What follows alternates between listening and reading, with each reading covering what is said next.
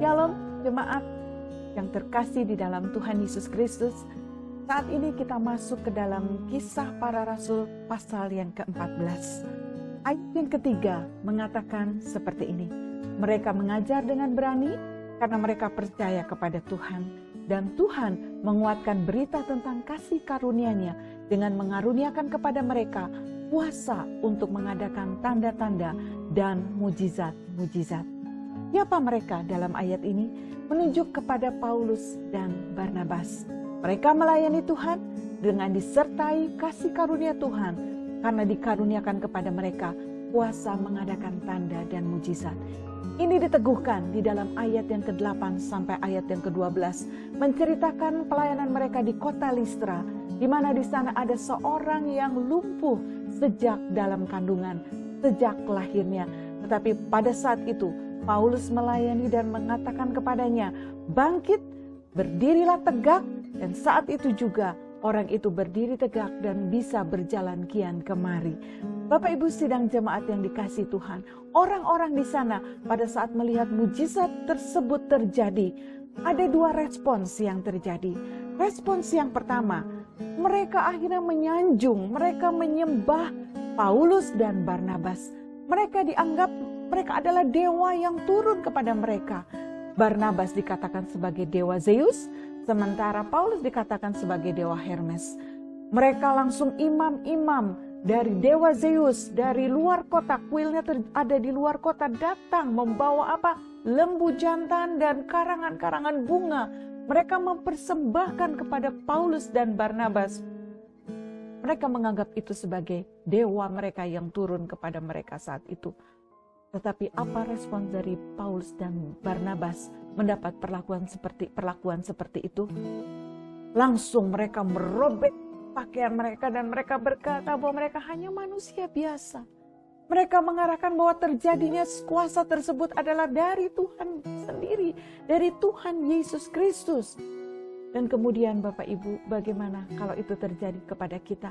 Di saat pelayanan kita berhasil, di saat orang yang kita doakan sembuh, di saat orang yang kita doakan memperoleh mujizat demi mujizat, ada tanda-tanda ajaib yang menyertai pelayanan kita. Apa respons kita ketika orang kemudian menyanjung kita? Apa respons kita ketika orang kemudian menyembah, mengidolakan kita? Apakah kita langsung berbangga diri dan menyatakan bahwa memang saya hamba Tuhan yang diurapi? Atau kita seperti Paulus dan Barnabas yang terus langsung menyatakan bahwa aduh saya gak layak menerima pujian itu. Saya hanya manusia biasa.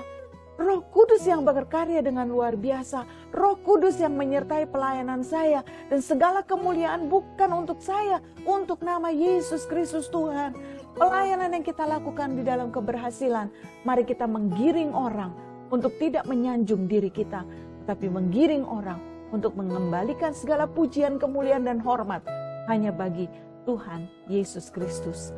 Dan respons yang kedua yang terjadi di saat orang-orang melihat mujizat, tanda mujizat yang terjadi oleh karena pelayanan Paulus dan Barnabas adalah ternyata Bapak Ibu, respons yang kedua, Paulus diseret keluar kota.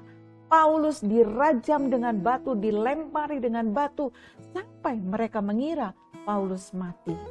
Tetapi kita lihat ternyata Paulus tidak mati.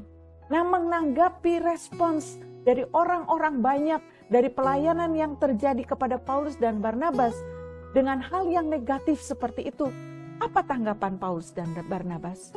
Mereka tidak undur dari pelayanan, mereka tidak menjadi kecewa kepada Tuhan, tetapi justru mereka menghampiri murid-murid yang lain, dan meneguhkan iman mereka, meneguhkan murid-murid yang lain. Dan mereka mengatakan bahwa untuk masuk ke dalam kerajaan Tuhan, memang mereka harus menderita, banyak mengalami sengsara. Bapak Ibu Saudara sekalian, ketika orang melihat respon kita pada saat kita mengadakan tanda dan mujizat, dan orang-orang di sekitar kita kemudian mungkin mengkhianati kita, memfitnah kita, mungkin menghasilkan satu hal yang gak enak pada kita dengan respon orang-orang di sekitar kita, menyakiti kita mungkin dengan fisik seperti tadi Paulus dan Barnabas. Karena kita melayani, kita menderita, apa yang kita akan tanggapi pada saat kita menerima respon seperti itu? Apakah kita kemudian kecewa mengikut Tuhan dan akhirnya undur dari pelayanan? Ataukah kita tetap maju melayani Tuhan dalam resiko apapun, harga berapapun yang harus kita bayar dalam pelayanan, kita akan tetap maju mengerjakannya dengan sukacita. Bagaimana respons kita pada saat kita mengalami hal seperti itu? Biar kita tetap mau meneguhkan iman kita dan kita tetap mau menyadari bahwa memang untuk mengikut Tuhan kita harus pikul salib sampai akhirnya kita mendapatkan mahkota kehidupan dari Tuhan pada saat kita menyelesaikan semuanya sampai akhir hidup kita.